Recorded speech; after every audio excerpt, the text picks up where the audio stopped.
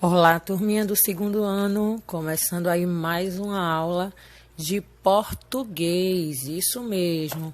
Se ainda não pegou o livrinho, corre, pega o livrinho, coloquem aí na página 62, livrinho de português.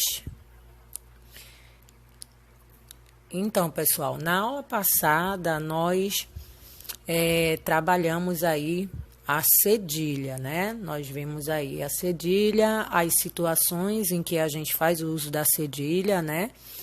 E hoje, a atividade de casa tá indo alguns exercícios, tá?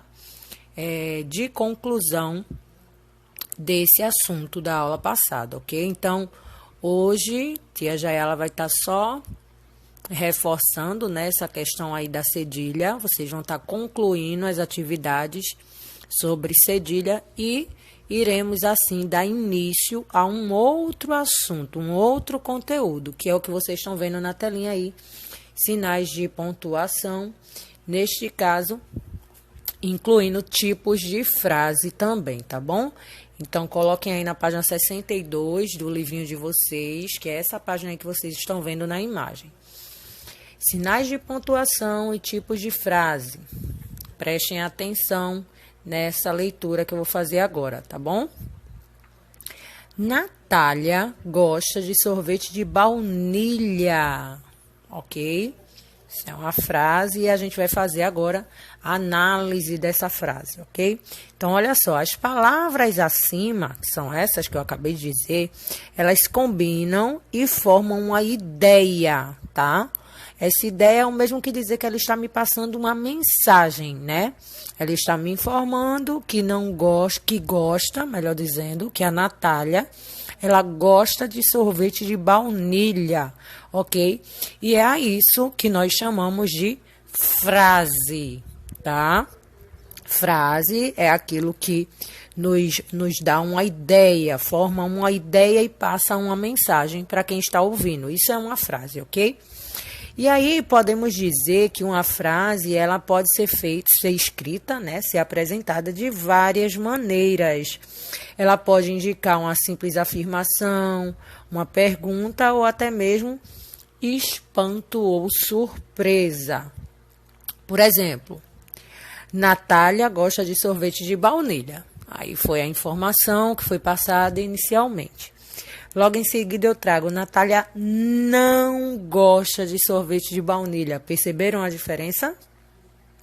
Aí vem até o terceiro exemplo aí, ó. Natália gosta de sorvete de baunilha? Olha a entonação, percebam a entonação, o tom da frase. Natália gosta de sorvete de baunilha? E por fim, Natália gosta de sorvete de baunilha. Perceberam a diferença? Então, quando eu digo Natália gosta de sorvete de baunilha, eu estou apenas passando uma informação acerca dos gostos de Natália acerca dos sorvetes. Em seguida, quando eu digo Natália não gosta de sorvete de baunilha, eu estou negando. É uma frase que eu estou negando, né? No caso, Natália está negando gostar de sorvete de baunilha. Ela não gosta. Esse não aí é uma negativa. Depois vem Natália gosta de sorvete de baunilha? Perdão, gente. Eu não fiz o que tem de principal aí nessa frase, que é a entonação, que a gente precisa respeitar aí o tipo da frase. Natália gosta de sorvete de baunilha? Percebam que isso é uma pergunta. Isso mesmo, é uma pergunta. Eu estou interrogando, né? Eu estou perguntando. Natália gosta de sorvete de baunilha? Isso é uma pergunta, tá bom? E por fim, eu venho aí com a expressão de espanto, né? De surpresa. Natália gosta de sorvete de baunilha? Isso é uma expressão, né, uma frase que expressa surpresa, né, espanto, enfim. E aí, ao lado do livrinho de vocês, vem explicando justamente aí nesse quadrinho laranja, esses tipos de frase, né, que nós citamos aí, nós trouxemos a Natália como exemplo, e o livrinho traz aí os tipos de frases, né. As primeiras frases são chamadas de afirmativas, tá? Que são aquelas que declaram afirmativamente alguma coisa, ou seja, ela está afirmando, está confirmando, está reforçando algo, alguma ideia. Por exemplo, Denise gosta de brincar com animais, tá? Ela está definindo, ela está dizendo que ela gosta, ela está afirmando, ela está dizendo que gosta de brincar com animais, né? Nesse caso aí, a Denise. Ela está afirmando, tá? Ela não está perguntando nada, ela não está surpresa, ela está só afirmando que Denise gosta de brincar com animais. Em seguida, vem as frases negativas. Acabei de dar o exemplo aí da frase negativa, né? Que eu falei aí da Natália. Então, as negativas são aquelas que declaram negativamente alguma coisa, ou seja, que elas negam alguma coisa, tá? Jonas disse que não ia participar da festa.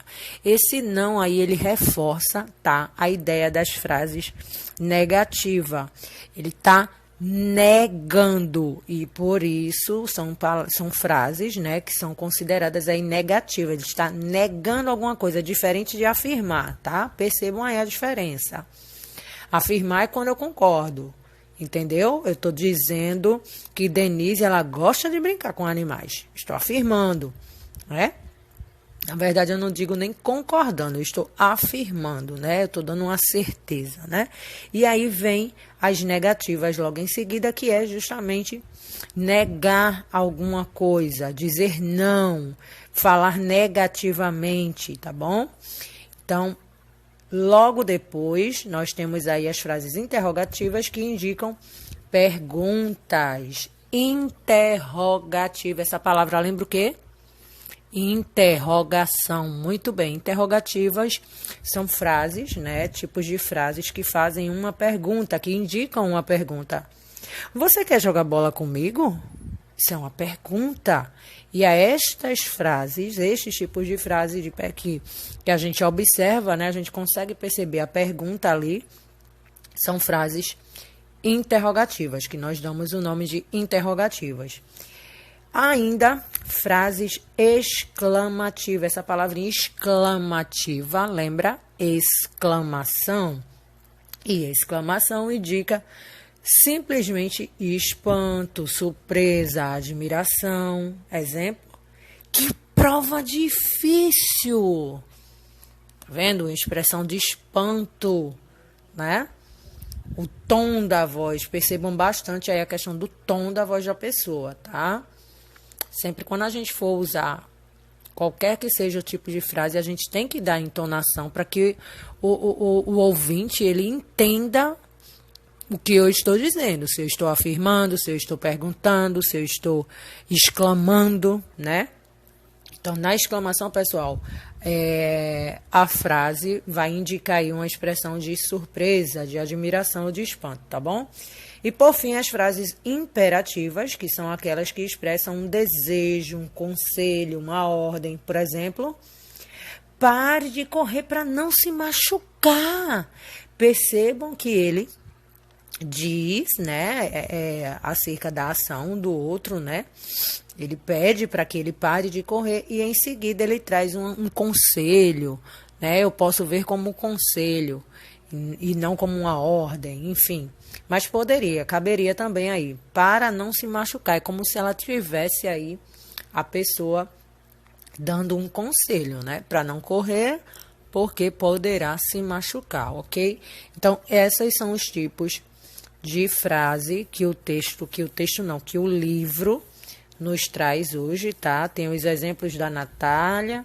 Depois vocês reafirmam aí, fazem a leitura novamente dos tipos de frase afirmativas, aquela que afirma, que declara alguma coisa afirmativamente. Em seguida, as negativas, como eu já falei, onde tiver esse não, é a dica, tá? Quando tiver essa palavrinha não na frase, já saiba que se trata de uma frase negativa, tá? São aquelas que declaram negativamente alguma coisa. Depois, interrogativas, né? Que indica pergunta. Exclamativas, espanto, admiração, surpresa. E, por fim, imperativa, que expressa aí um desejo, um conselho ou uma ordem, ok? Logo abaixo, no livrinho de vocês, trazemos aí, tá? Uma das formas que são utilizadas, né, para indicar esses tipos de frase também, né? E aí nós chamamos de sinais de pontuação, ok? Então hoje a gente vai trabalhar tanto os tipos de frase, tá? Como os sinais de pontuação. Então, para expressar essas diferentes ideias, né, a partir dessas frases que a gente conversou aí, o sentido na modalidade escrita, nós usamos o sinal de pontuação, como foi dito, tá? O ponto final, vou começar aí com o ponto final, né, que o livro traz aí. É um tipo de pontuação, né, um sinal de pontuação. Ele é sempre utilizado no fim da frase, tá? Ele expressa o encerramento de uma ideia ou de um argumento, tá? Vou dar um exemplo aí de ponto final. Há muita sujeira na rua. Ponto aí, ó. Terminou a frase, a oração, né? Colocou um ponto, o que significa que não terá mais continuidade, né? Na fala, né? Aparece no final de frases afirmativas, negativas e imperativas. Outro detalhe, tá?